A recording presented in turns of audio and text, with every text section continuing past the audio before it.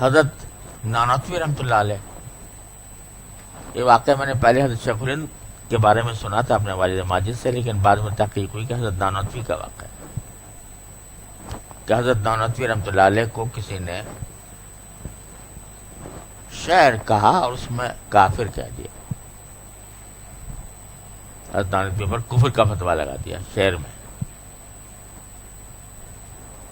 تو حضرت کے ایک مرید تھے، وہ خود شاعر بھی تھے، انہوں نے اس کا جواب شعر میں کہا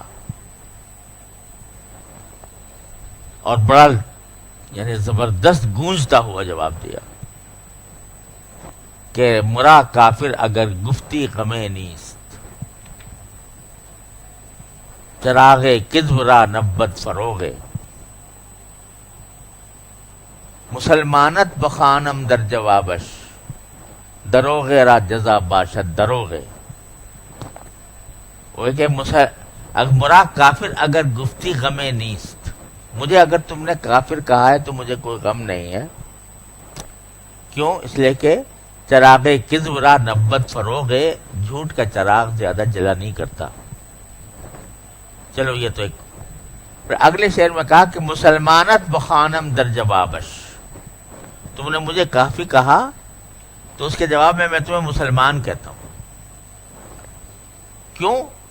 کہ دروغ را جزا باشد دروغ، کہ جھوٹ کا جواب جو ہے وہ جھوٹ ہی سے دیا جا سکتا ہے. جھوٹ کا جواب جھوٹ ہی سے دیا جا سکتا ہے. یعنی کیا مطلب ہوا کہ تم نے مجھے کافر کہہ کر جھوٹ بولا تھا، میں تمہیں مسلمان کہہ کر جھوٹ بولتا ہوں. تو دروغ را جزا باشد دروغ. تو حضرت کے پاس جب وہ لکھ کے لے گئے کہ حضرت یہ میں نے اس کے جواب میں لکھا ہے، حضرت نے کہا بھائی تم نے شاعری کے اعتبار سے تو کمال کر دیا، لیکن آخر لپیٹ کر اس کو کافر کہہ تو دیا تم نے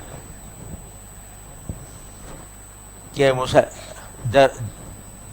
دروغ را جزا باشد دروغ، لیکن لپیٹ کے کہا، لیکن کہہ دیا آخر کو کافر اس کو. اور ہم ایسی بات نہیں کرتے،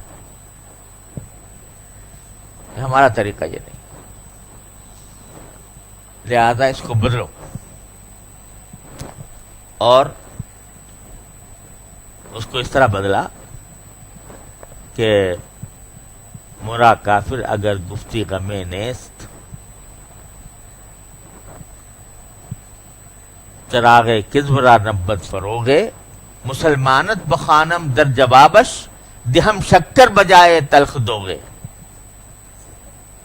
دہم شکر بجائے تلخ دو، میں تمہیں جواب میں مسلمان کہوں گا، اور تم نے جو کڑوی چیز مجھے دی ہے اس کے مقابلے میں تمہیں میٹھا کھلاؤں گا. دہم شکر بجائے تلخ دوگے، اگر تو مومنی فبہا و الا، اگر باقی تم واقعی میں تو مسلمان کہتا ہوں تمہیں، اگر باقی مسلمان ہو تو اچھی بات ہے، اور اگر خدا نہ کرے نہ ہو تو پھر جزا دروغ را جزا باشد دروغ. اس طرح تبدیل کر دیا. اب اس کو جو شعر جو ہوتا ہے نا، شعر وہ قانونی باریکیوں میں تھوڑی جاتا ہے. شعر جو ہے وہ ایسی چیز ہے جو قانونی باریکیوں میں نہیں جایا کرتا. وہ تو ایک جو ہے اس کے اندر ایک لطافت ہوتی ہے. تو اس لحاظ سے اگر دیکھا جائے تو یہ جو الفاظ بڑھائے نا، یہ قانونی قیود و شرائط جو بڑھائیں بیچ میں، تو اس سے شعر کا تو ستیاناش ہو گیا.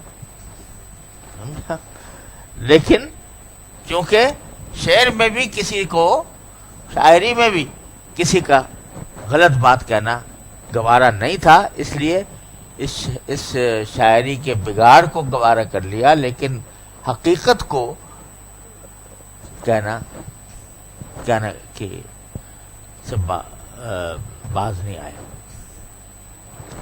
یہ ہے اذا خاطبهم الجاہلون قالوا سلاما.